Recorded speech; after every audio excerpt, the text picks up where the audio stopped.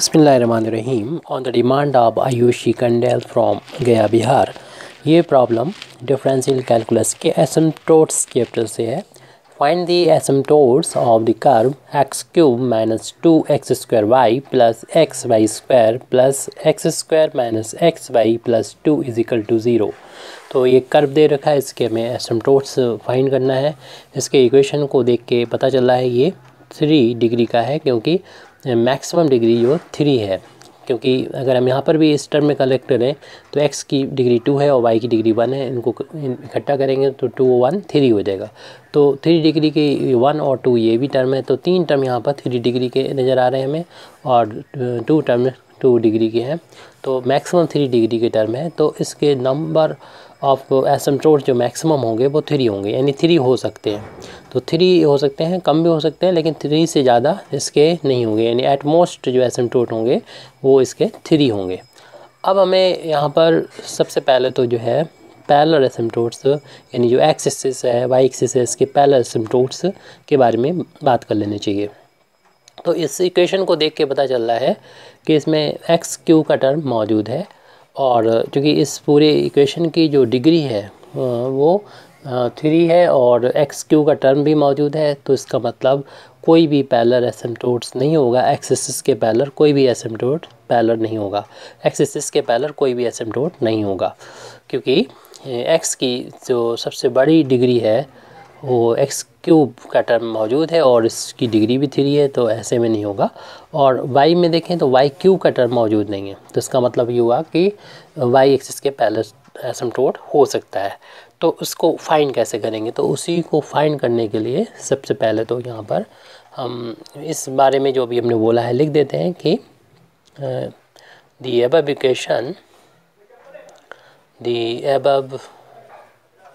Equation यानी x axis के parallel asymptote नहीं होगा, इस बारे में हमने बोला है, तो इसी को लिख दे रहे हैं। The above equation is of the third degree इडेस्ट 3 डिग्री का ये एक इक्वेशन है, और इसमें मौजूद है एक्स क्यूब, क्योंकि एक्स क्यूब का जो कोएफिशिएंट है 1 हो जाएगा, और जब 1 हो जाए कांस्टेंट, अगर मैक्सिमम पावर का अगर कांस्टेंट हो जाता है तो फिर वो एस एक्सिस के पैरेलल एसिम्प्टोट नहीं होता है। तो and x Q is present and as such, इसलिए there will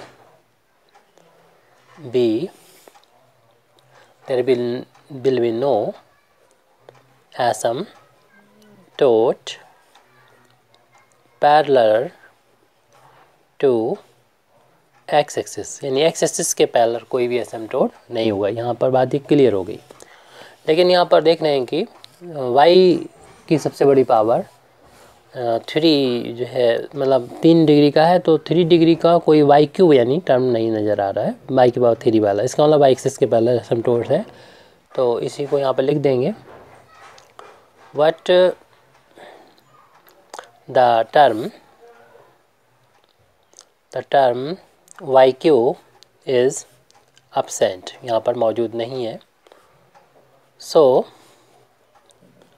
there will be asymptote parallel to y axis. अब इसको फाइंड कैसे करेंगे?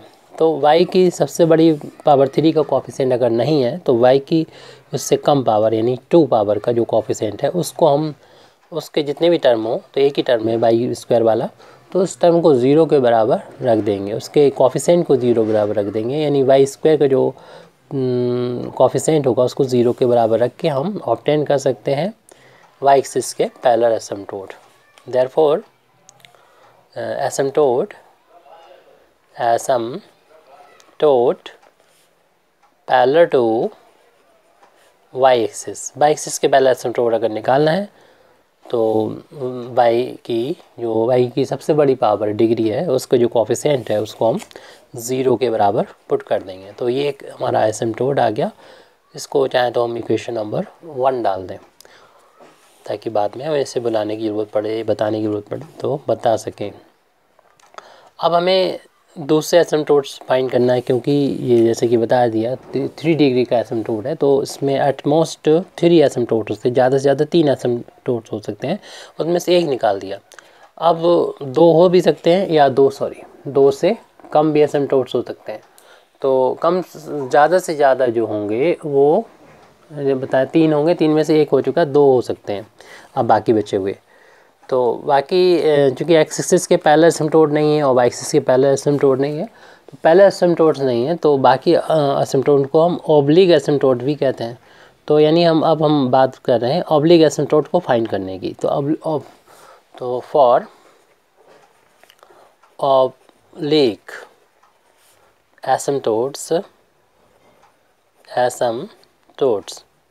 एसिम्प्टोट्स के बारे में अगर बात करें तो उसको हम एक दूसरे मेथड से, मतलब कई मेथड होते हैं एसिम्प्टोट्स को फाइंड करने के, तो इसमें जिस मेथड का हम यूज़ कर रहे हैं वो है हम फंक्शन बनाते हैं फाई, जो यहाँ सबसे बड़ी पावर डिग्री के टर्म है, वो ये 3 टर्म है, इसमें उनको फंक्शन बनाते हैं।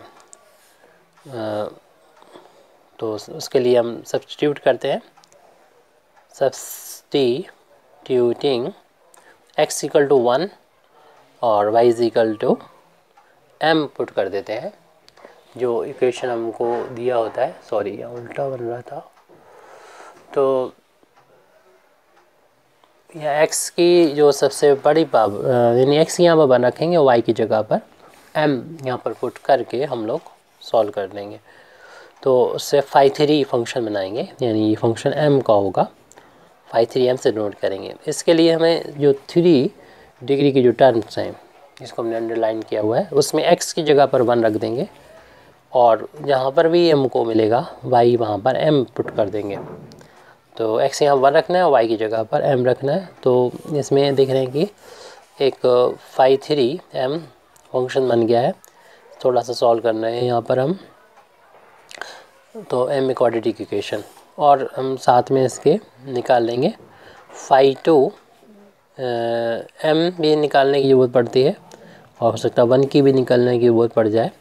तो इससे भी इसमें का 2 जो है वो यानी सेकंड डिग्री की जो भी टर्म्स हैं उनमें आप रख दीजिए। कितना रखना होगा, वही x इक्वल टू 1 और y इक्वल टू m रखना होगा। तो x स्क्वायर यानी 1 का square minus x into y यानी 1 इंटू m हो जाएगा। तो ये 1 माइनस m, इतनी वैल्यू फाई 2 की वैल्यू आ गई है। अब फाई 1 एक रह गया, उसको भी निकालने की ज़रूरत पड़ेगी तो यूज़ करेंगे, नहीं तो इसको छोड़ दिया जाएगा। कभी कभी इन दोनों से ही काम चल जाता है। तो फाई 1 का मतलब 1 डिग्री वाला जो टर्म है, तो यहाँ तो 1 डिग्री का कोई टर्म ही नज़र नहीं आ रहा है, यानी एक पावर हो जिसमें x या y की, तो फिर इसमें इसकी वैल्यू तो 0 के बराबर होगी। तो निकालना भी ये मेरे लिए कोई मुश्किल काम नहीं था। अब हम इसको जो 3rd डिग्री टर्म है, 3rd डिग्री वाला फंक्शन बन रहा है, उसको 0 के बराबर पुट कर देंगे। यानी इस एसिम्प्टोट्स की ये स्लोप निकालने के लिए होता है। तो पुटिंग फाई 3 m को 0 के बराबर पुट कर देंगे। इसकी वैल्यू है 1 minus 2m plus m square equal to 0, और ये देख रहे हैं कि होल अब स्क्वायर बन जाएगा, या इसके हम फैक्टर भी कर सकते हैं। ये 1 का स्क्वायर है, ये m का स्क्वायर, ये दोनों का इंटू का ट्वाइस है, यानी 1 माइनस m का होल अब स्क्वायर बन गया। और इससे m की ये 2 वैल्यू मिलेंगी, दोनों वैल्यू रिपीट हो रही हैं। अगर अलग अलग होती तो c के निकालने का मेथड अलग होता, क्योंकि एसिम्प्टोट एक लाइन होती है और लाइन का equation y equal to mx plus c की फार्म में हम लोग रखते हैं। तो m की वैल्यू तो यहाँ से मिल गई है, 2 वैल्यू मिली है, 2 एसिम्प्टोट्स मिलेंगे, उसके m के कॉरस्पॉन्डिंग c की वैल्यू भी निकालना होती है। तो इसमें हमने बताया कि अलग अलग मेथड का यूज़ करते हैं, यानी m की वैल्यू जब डिफर अलग आती है तो c निकालने का फार्मूला अलग होता है, जो हम यहाँ नहीं बता रहे हैं, क्योंकि c की वैल्यू यहाँ पर इक्वल है, एक जैसी है, लेकिन रिपीट हो रही हैं, रिपीटिंग है 2 टाइम्स। तो इसलिए c जब रिपीटेड हो, सॉरी m की वैल्यू रिपीटेड हो 2 टाइम्स, तो c निकालने का फार्मूला जो होता है वो यहाँ पर हम लिख दे रहे हैं। इसको m की वैल्यू मतलब कभी दूसरे सवाल में 3 बार रिपीट हो जाए या 4 बार रिपीट हो जाए, तो उसी फार्मूले को आप एक्सटेंड कर कर सकते हैं उसी के अकॉर्डिंग, क्योंकि ये फार्मूला जो है वो कहना चाहिए सिमेट्रिकल है। तो दी यानी सीरीज़ में है, आप पहचान सकते हैं इसका सीक्वेंस क्या है। The values of c will be obtained from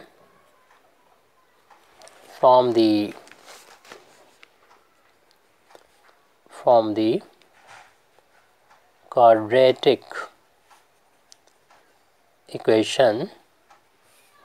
तो ये m की जो दो वैल्यू थी इसलिए c की भी दो वैल्यू होंगी, तो क्वाड्रेटिक इक्वेशन c में होगा तो c से वहाँ से दो वैल्यू मिल जाएंगी। तो c अपान यहाँ पर फैक्टोरियल कर लीजिए 2 और फाई 3 का 2 बार डिफ्रेंसीशन जो कि m का फंक्शन होगा, m के रिस्पेक्ट में ही डिफ्रेंसीशन किया जाएगा, प्लस c अपान फैक्टोरियल 1 और यहाँ पर फाई 2 डैश होगा m प्लस फिर फाई 1 m और राइट हैंड साइड में 0। तो इसको हमने इसलिए ऐसे लिखा हुआ है कि 2 बार है तो फैक्टोरियल 2 आएगा, 3 बार है 3 आएगा, और जितना भी आपने यहाँ पर पावर किया उतनी बार डिफ्रेंसीशन होगा मैक्सिमम वाली पावर का, और इसे एक कम कर दो, सी की भी एक पावर कम हो जाएगी और इसमें डेरिवेटिव की भी एक बार 2 बार डिफ्रेंसीशन है, एक बार मतलब अगर आप एक्सटेंड करेंगे फार्मूला 3 के लिए 4 के लिए तो उसी तरीके से यहाँ पर देखें 2 बार डिफ्रेंसीशन आ रहा है, यहाँ पर एक बार, यहाँ पर 0 बार, ऐसे 3 के लिए होगा 3 बार 2 बार 1 बार और 0 बार। तो इस तरीके से हम इस फार्मूले को एक्सटेंड भी कर सकते हैं। तो अब यहाँ पर जो इनकी वैल्यू है वो पुट करें, लेकिन अभी हमारे पास इनकी ये वैल्यू नहीं है, ये वैल्यू नहीं है, तो इनकी वैल्यू को फाइंड करके फिर यहाँ पर हम पुट करेंगे, या इनकी वैल्यू को हम निकाल के वहाँ से लेके आए। तो इक्वेशन नंबर फ़िलहाल इसे 2 डाल देते हैं और हम इस वैल्यू को फाइंड करने के लिए पहले तो फाई 3 का एक बार डिफ्रेंसीशन करके निकालते हैं, यानी ये निकालेंगे ऐसे कि चूँकि m का फंक्शन है तो m के रिस्पेक्ट में डिफ्रेंसीशन करा जाएगा फाई 3 m का। फाई 3 m की वैल्यू पीछे लिखी हुई है, आप डायरेक्ट भी कर सकते हैं, हम बहुत डिटेल में कर रहे हैं। फाई 3 की वैल्यू ये है निकाली थी पीछे, देख लीजिएगा 1 - 2m और प्लस का m² है। इसको डिफ्रेंसीशन जब m के रिस्पेक्ट में करेंगे तो 0 हो जाएगा, और -2m का डिफ्रेंसीशन m के रिस्पेक्ट में 1 प्लस m² का हो जाएगा 2m। तो ये वैल्यू आगे सॉल्व होने के बाद 2m पहले रुक दिया और माइनस का 2, ये फाई 3 डैश की वैल्यू आई है जो m का फंक्शन है, लेकिन हमें इसमें 2 बार डिफ्रेंसीशन करना है, यानी इसका सेकंड डेरिवेटिव निकालना है m का। तो इसको m के रिस्पेक्ट में एक बार और डिफ्रेंसीशन करेंगे, तो इसका डिफ्रेंसीशन इस टर्म का करेंगे तो 2 इंटू में कॉन्स्टेंट बाहर ले लेंगे, m का तो 1 हो जाएगा, और इस टर्म का डिफ्रेंसीशन करेंगे कॉन्स्टेंट है तो 0 हो जाएगा, यानी इसकी वैल्यू ओनली कॉन्स्टेंट 2 आ रही है। अब हमें फाई 2 डैश भी निकालना है, तो फाई 2 डैश जो अभी हम लोग फाई 2 निकाल चुके हैं उसको m के रिस्पेक्ट में फाई 2 को डिफ्रेंशिएट कर देंगे फाई 2 को, और फाई 2 की वैल्यू पीछे से देख के हम यहाँ पर लिख दे रहे हैं जो कि निकाली थी 1 - m, और यहाँ डिफ्रेंशिएशन करेंगे तो 1 का तो 0 और m का 1 हो जाएगा, यानी ये वैल्यू -1 आ गई। अब यहाँ पर हम देख रहे हैं फाई 3 1 की वैल्यू हमारे पास लिखी हुई है तो कोई दिक्कत नहीं है, ये सारी वैल्यूज़ को पुट कर देंगे इक्वेशन नंबर 2 जो कि c निकालने के लिए फार्मूला होता है, एक्चुअल में वो फार्मूला ही है। Putting these values in equation number 2 जो कि फार्मूला है, तो उसमें वैल्यू पुट करेंगे तो c² अपान में फैक्टोरियल 2 की वैल्यू 2 के इक्वल होती है इसलिए वो रख दिया हमने, और फाई 3 की वैल्यू जो है वो उसकी वैल्यू हमने निकाली थी यहाँ पर जो कि 2 के इक्वल है। m नहीं आना चाहिए, m इसलिए इतने बार डेरिवेटिव किया गया है कि m नहीं आना चाहिए, क्योंकि c में ही आएगा ये। और फिर अगला टर्म है यहाँ पर इक्वेशन नंबर 1 में देख रहे हैं प्लस का c अपान फैक्टोरियल 1 की वैल्यू 1 होती है, और फाई 2 डैश की m की वैल्यू जो है निकाली थी जो -1 आई थी, और लास्ट में ये वैल्यू फाई 1 की वैल्यू तो 0 के बराबर आई थी, और राइट हैंड साइड में 0 है। यहाँ पर हम 2 से 2 कैंसिल कर देंगे तो c² ये माइनस यहाँ पहुँचेगा, -c हो जाएगा, राइट हैंड साइड में 0, तो इससे c को कॉमन ले लेंगे तो c - 1 बचेगा। इस 2 फैक्टर 0 आ रहा है जिससे प्लस z c बराबर 0 और c बराबर यहाँ से 1, तो c बराबर 0 और 1 दो वैल्यू आ रही है, m की वैल्यू 1 और 1 के करस्पॉन्डिंग, तो हम इससे एसिम्प्टोट्स लिख सकते हैं। m की वैल्यू तो एक ही है 1 दोनों के लिए, लेकिन c की वैल्यू अलग अलग है, तो लिख सकते हैं 10 दी 2